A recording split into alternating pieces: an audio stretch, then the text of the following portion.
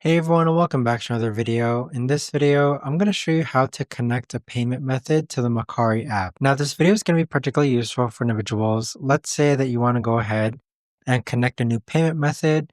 Maybe you've got a new credit card or a new debit card.